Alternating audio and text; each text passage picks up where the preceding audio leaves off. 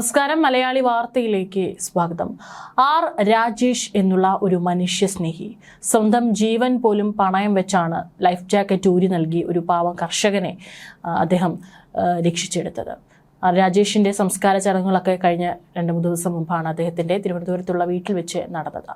അതിനുശേഷം പല വിവാദങ്ങളും അതുമായി ബന്ധപ്പെട്ടിട്ട് ഉയർന്നു വരുന്നുണ്ട്. മറ്റൊന്നുമല്ല, കണ്ണൂരിൽ വെച്ചാണ് ഈ ഒരു അപകടം സംഭവിക്കുന്നത്. അവിടെ നിന്ന് തിരുവനന്തപുരത്തേക്കുള്ള അദ്ദേഹത്തിൻ്റെ ഭൗതിക ശരീരം കൊണ്ടുവരുന്ന സമയത്തൊന്നും തന്നെ ഫ്രീസർ ഇല്ലാത്ത ആംബുലൻസ് നൽകുകയും പിന്നീട് തൃശ്ശൂർ ചാവക്കാട് വെച്ചിട്ട് മറ്റൊരു ഫ്രീസറുള്ള ആംബുലൻസിലേക്ക് മാറ്റിയതുമായി ബന്ധപ്പെട്ടിട്ട് വലിയ രീതിയിലുള്ള ഒരു പരാതി ഉയർന്നു കേൾക്കുന്നുണ്ട്. എന്തുകൊണ്ടാണ് അതും 3 ദിവസത്തിന് ശേഷമാണ് രാജേഷിൻ്റെ മൃതദേഹം ലഭിക്കുന്നത്. അതും മുങ്ങി മരിച്ചിട്ടുള്ള ഒരാളുടെ ശരീരം നമുക്കറിയാം, സ്വാഭാവികമായിട്ടും അത് വീർത്ത നിലയിലായിരിക്കും.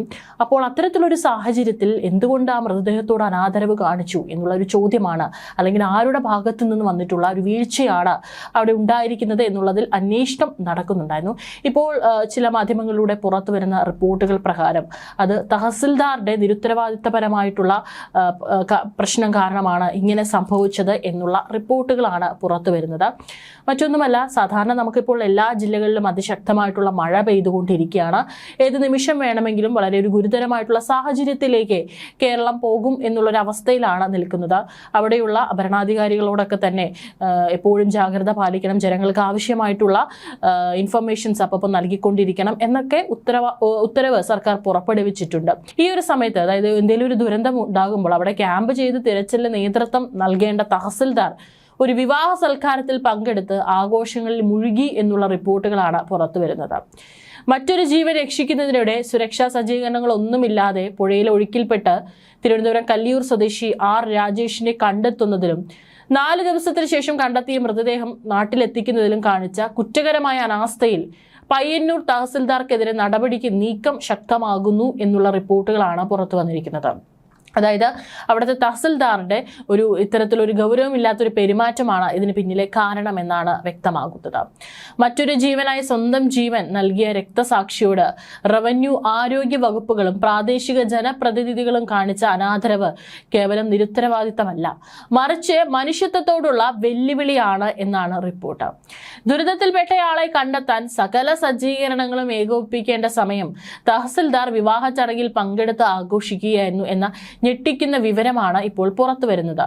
മതിയായ ഉപകരണങ്ങളോ പരിശീലനമോ ലഭിച്ച സംഘങ്ങളെയോ തിരച്ചിലായി ഇറക്കാതിരുന്ന അധികൃതർ ദിവസങ്ങൾക്ക് ശേഷം ജീർണിച്ച അവസ്ഥയിൽ മൃതദേഹം കിട്ടിയപ്പോഴും അല്പം പോലും ആ മൃതദേഹത്തോട് ഒരു അനാദരവ് അല്ലെങ്കിൽ ഒരു ബഹുമാനം കാട്ടിയില്ല.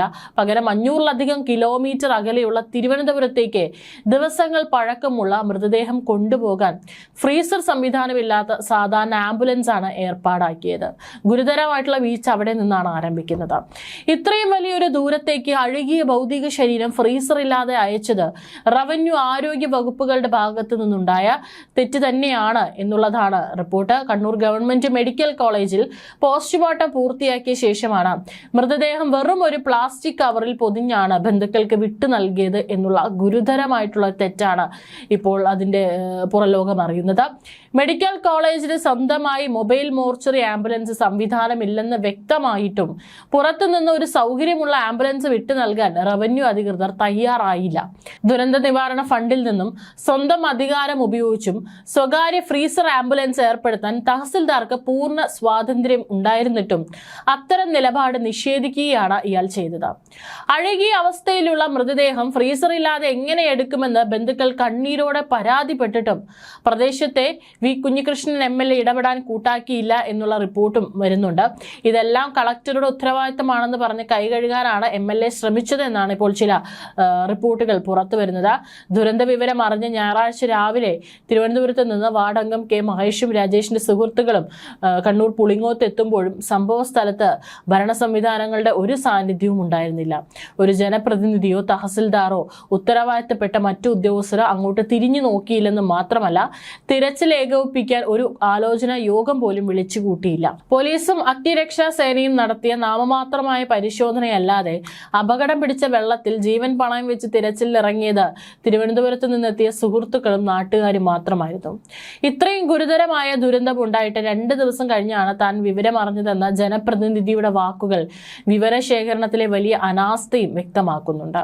സംഭവം വൻ വിവാദമാവുകയും അനാസ്ഥയുടെ ആഴം മാധ്യമങ്ങൾ പുറത്തു കൊണ്ടുവരികയും ചെയ്തതോടെയാണ് മൃതദേഹം ഫ്രീസർ ഇല്ലാതെ കൊണ്ടുപോയതിലും വീഴ്ച സംഭവിച്ചിട്ടുണ്ടെന്ന് കണ്ണൂർ ജില്ലാ കളക്ടർ പി വിഷ്ണുരാജ് ഒടുവിൽ സമ്മതിച്ചതും അന്വേഷണത്തിന് ഉത്തരവിട്ടതും. ഫ്രീസർ ആംബുലൻസ് സൗകര്യം ഒരുക്കുന്നതിന് പണം തടസ്സമായിരുന്നില്ലെന്നും സുസജ്ജമായ സംവിധാനങ്ങൾ ഒരുക്കാൻ കനത്ത നിർദ്ദേശം നൽകിയിരുന്നതാണെന്നുമാണ് കളക്ടറുടെ ന്യായീകരണം. ഇത്രയും വ്യക്തമായ നിർദ്ദേശം ഉണ്ടായിട്ടും എന്തുകൊണ്ട് ഉദ്യോഗസ്ഥർ ഇത് നടപ്പിലാക്കിയില്ല എന്നതിനെക്കുറിച്ച് അന്വേഷിക്കാൻ ADMനെ ചുമതലപ്പെടുത്തിയിട്ടുണ്ട്. വെള്ളിയാഴ്ച പയ്യന്നൂർ തഹസിൽദാറിൽ നിന്ന് ADM വിശദീകരണം തേടിയിട്ടുണ്ട്. റിപ്പോർട്ട് കിട്ടിയാലുടൻ കുറ്റക്കാരായ ഉദ്യോഗസ്ഥർക്കെതിരെ ദാക്ഷിണ്യമില്ലാതെ നടപടിയെടുക്കുമെന്നും കളക്ടർ ഉറപ്പ് നൽകി. അതിനിടെ രക്ഷാപ്രവർത്തനത്തിനിടെ രക്തസാക്ഷിയായ R രാജേഷിന്റെ മൃതദേഹത്തോടും ബന്ധുക്കളോടും കാണിച്ച അനാദരവിൽ സംസ്ഥാന സർക്കാരും ഇടപെട്ടിട്ടുണ്ട്. സംഭവത്തിൽ അടിയന്തര അന്വേഷണ റിപ്പോർട്ട് സമർപ്പിക്കാനാണ് റവന്യൂ മന്ത്രി AP അനിൽകുമാർ കണ്ണൂർ ജില്ലാ കളക്ടർക്ക് കർശന നിർദ്ദേശം നൽകിയിരിക്കുന്നത്. സംഭവം തികച്ചും നിർഭാഗ്യകരമാണെന്നും അന്വേഷണ റിപ്പോർട്ട് ലഭിച്ചാൽ ഉടൻ അനാസ്ഥ കാണിച്ച തഹസിൽദാർ ഉൾപ്പെടെയുള്ള ഉദ്യോഗസ്ഥർക്കെതിരെ ഉചിതമായ ശിക്ഷാ നടപടികൾ സ്വീകരിക്കുമെന്നും മന്ത്രി അറിയിച്ചു. മറ്റൊരു ജീവൻ ബാക്കിയാകാൻ സ്വന്തം ആയുസ് പണയം വെച്ച രാജേഷിന്റെ കുടുംബത്തിന് പൂർണ്ണ പിന്തുണ നൽകാനാണ് സർക്കാരിന്റെ തീരുമാനം.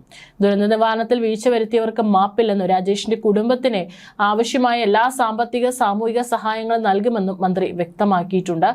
ഏതായാലും ഇത്തരത്തിൽ ദുരന്തമുഖത്തേക്ക് സ്വന്തം ജീവൻ പോലും പണയപ്പെടുത്തിയിട്ട് നിരവധി ആളുകളാണ് വരാറുള്ളത്. പ്രത്യേകിച്ച് അവർക്കും കുടുംബവും കുട്ടികളും ഭാര്യയും എല്ലാവരും ഉണ്ട്. പക്ഷെ അപ്പോഴും ഒരു ജീവൻ എനിക്ക് രക്ഷിക്കാൻ സാധിക്കുമെങ്കിൽ അങ്ങനെ ആകട്ടെ എന്ന് പറഞ്ഞുകൊണ്ടാണ് ഈ ദുരന്തമുഖത്തേക്കൊക്കെ ഇത്തരത്തിലുള്ള രക്ഷകർ അവർ എത്തുന്നത്. ഒരു ദൈവത്തിന്റെ ഒരു കരം പോലെ തന്നെയാണ് ഇത്തരത്തിലുള്ള രക്ഷകരുടെ ആ സമയത്ത് അവർ വന്ന് നമ്മളെ അവിടെ നിന്ന് രക്ഷിക്കുന്ന കാര്യങ്ങളൊക്കെ തന്നെ. ഏതൊരു പ്രളയം വന്നാലും ഇങ്ങനെയും കുറെ മനുഷ്യസ്നേഹികൾ നമുക്ക് ചുറ്റുമുണ്ട്, അല്ലെങ്കിൽ നമ്മുടെ നാട്ടിലുണ്ട് എന്നുള്ളത് തന്നെയാണ് നമുക്ക് ഓരോ മലയാളിക്കും അഭിമാനിക്കാവുന്നതും അതുപോലെ തന്നെ നമുക്ക് ആശ്വാസകരമാകുന്ന ഒരു കാര്യം എന്ന് പറയുന്നത്. പക്ഷേ അവരുടെ ജീവനെ സംബന്ധിച്ച് അല്ലെങ്കിൽ അവർക്ക് എന്തെങ്കിലും പറ്റിക്കഴിഞ്ഞാൽ ആ മൃതദേഹത്തോടും അല്ലെങ്കിൽ അവരുടെ ബന്ധുക്കളോടും കുടുംബത്തോടും കാണിക്കുന്ന ഇത്തരത്തിലുള്ള പെരുമാറ്റം അത് വളരെ മോശം തന്നെയാണ്. ഒരു തരത്തിലും ഭരണാധികാരികളുടെ ഭാഗത്ത് നിന്ന് അങ്ങനെയൊന്നും സംഭവിച്ചുകൂടാ. കാരണം രക്ഷാപ്രവർത്തനത്തിന് അവർ ഇറങ്ങുമ്പോൾ സ്വന്തം ജീവൻ പണയപ്പെടുത്തിയാണ് അവർ ഓരോരുത്തരും ഇറങ്ങുന്നത്. അവരുടെ ജീവനും അല്ലെങ്കിൽ അതിനുശേഷം അവർക്ക് എന്തെങ്കിലും സംഭവിച്ചു കഴിഞ്ഞാൽ അവരുടെ കുടുംബത്തിന്റെ ഉത്തരവാദിത്തം ഒക്കെ തന്നെ സർക്കാർ അത് ഏറ്റെടുക്കണം എന്ന് തന്നെയാണ് പറയാനുള്ളത്.